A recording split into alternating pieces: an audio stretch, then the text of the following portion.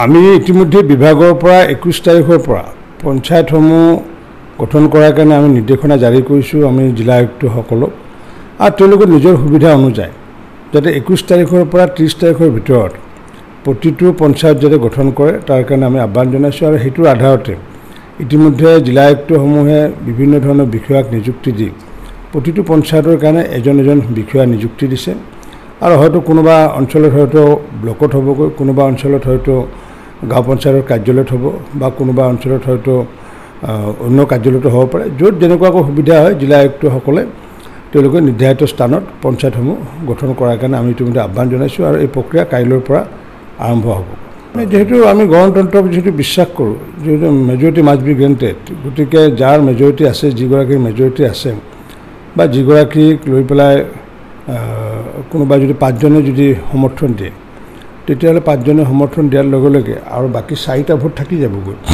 গতিকে 4টা নাথাকি 3টা থাকি যাবগৈ কাৰণ অন্য পাৰ্টিৰ পক্ষৰ যদি সভাপতি হয়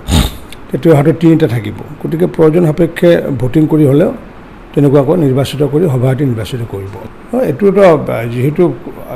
ইয়াতো বজালিতো দেখিছোঁ আমি অন্য ঠাইতো দেখিছোঁ ভাৰতীয় জনতা পাৰ্টিৰ প্ৰতি আকৃষ্ট হৈছে যেহেতু আমাৰ অধিকাংশ সদস্য যিমান নিৰ্বাচিত হৈ আহিছিলে আচলতে বিজেপি আছিল তেওঁলোকে যেহেতু আমি প্ৰতীক দিয়া নাছিলোঁ প্ৰতীক নিদিয়াৰ কাৰণে তেওঁলোকে বিজেপিত যোগদান কৰাৰ সুযোগটো পোৱা নাছিলে গতিকে এইবাৰ তেওঁলোকে বিজেপিত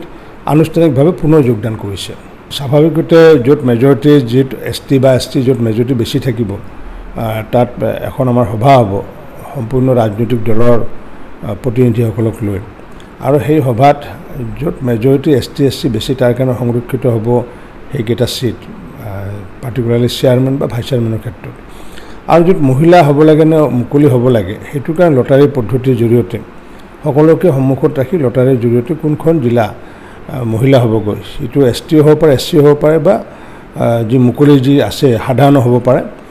তাত সেই লটাৰীৰ যোগে এইটো লটাৰীৰ সভাখন অনুষ্ঠিত হ'ব ৰাজ্যিক পৰ্যায়ত আৰু সেই সভাখন এতিয়াও অনুষ্ঠিত হোৱা নাই অতি শীঘ্ৰে 2-4 দিনৰ ভিতৰতে সভাখন অনুষ্ঠিত কৰি যিহেতু 20 জুলাইৰ পৰা যিহেতু 30 জুলাইৰ ভিতৰত এইটো সময় আছে গতিকে এইকেইদিনৰ ভিতৰতে আমাৰ বিভাগে ৰাজনৈতিক দলৰ প্ৰতিনিধিসকলক নিমন্ত্ৰণ জনাই তেওঁলোকে এই আনুষ্ঠানিকতা কৰিব কোনটো মহিলাৰ বাবে ৰিজাৰ্ভ সংৰক্ষিত বা কোনটো হয়তো অপেন থাকিব আমিতো মান্যতা প্ৰদান কৰিবলগীয়া একো নাই কাৰণ মান্যতা প্ৰদান কৰিব লাগিলে যি নিৰ্বাচিত সদস্য বা সদস্যা তেওঁলোকে মান্যতা প্ৰদান কৰিব কাৰণ কিয় আমিতো ভিতৰত নাথাকোঁ আমিতো কোনো ইনষ্ট্ৰাকশ্যন নিদিওঁ যে অমুকক সভাপতি হিচাপে কৰক সেই ইনষ্ট্ৰাকশ্যনটো আমাৰ পক্ষৰ পৰা নাযায় সেইটো তেওঁলোকে যিহেতু সদস্যসকলক নিৰ্বাচিত কৰিছে জনসাধাৰণ গতিকে যি জনসাধাৰণ নিৰ্বাচিত কৰিছে মই ভাবোঁ তেওঁলোকে ভাল প্ৰতিনিধি নিৰ্বাচিত কৰিছে তাত যদি টকা খোৱা প্ৰতিনিধি যদি নিৰ্বাচিত কৰিছে তাৰ কাৰণে কম বেছি পৰিমাণে জনসাধাৰণৰ জগৰীয়া হ'ব মই এইটোৱে আহ্বান জনাইছোঁ বিভিন্ন অভিযোগ ইতিমধ্যে আহি আছে বহুতৰ ট্ৰেক হৈছে ইতিমধ্যে আৰক্ষী ইতিমধ্যে বহুতৰ মোবাইল ৰেকৰ্ডিং ইতিমধ্যে সংগ্ৰহ কৰিবলৈ সক্ষম হৈছে মই এতিয়া সময় থাকোঁতে এইটো আহ্বান জনাইছোঁ যে টকাৰ লোভত যাতে সভাপতি নিৰ্বাচিত নকৰে কাৰণ ৰাইজে তেওঁলোকক নিৰ্বাচিত কৰিছিলে তেওঁলোকক কোনো দলে নিৰ্বাচিত কৰা নাই ৰাইজে নিৰ্বাচিত কৰিছে দলীয় প্ৰতীক নাছিলে সেইকাৰণে ৰাইজৰ যাতে সেই অঞ্চলৰ ৰাইজৰ মৰ্যাদা ৰাখি পেলাই যাতে কাম কৰে কাৰণ কিয় পঞ্চায়তত এতিয়া টকা ঘটিবলৈ একো নাই কাৰণ কিয় পূৰ্বতে কথা বেলেগ আছিলে তাত বিভিন্ন যোগান আছিলে ছাপ্লাই আছিলে এতিয়া যদি MGNৰেগাৰ কাম কৰিলেও আপুনি মোবাইল মনিটৰিঙৰ জৰিয়তে ফটো পঠাবলগীয়া হয় ঠিক তেনেকুৱা 15 ফাইনেন্সৰ কাম পোনপটীয়াকৈ হিতাধিকাৰীসকল তাত যায় প্ৰধানমন্ত্ৰী আৱাস যোজনাৰ ধন পোনপটীয়াকৈ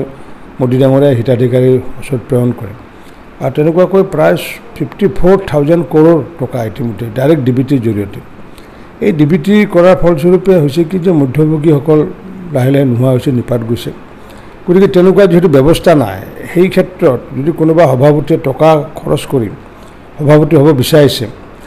তেখেতে নিশ্চিত ৰূপত আগন্তুক দিনত টকাটো ঘটিব নোৱাৰিব গতিকে তেখেতে যাতে মান সন্মান যাতে নাযায় তাৰ কাৰণে যাতে তেওঁ সচেতন হোৱাৰ কাৰণে মই আহ্বান জনাইছোঁ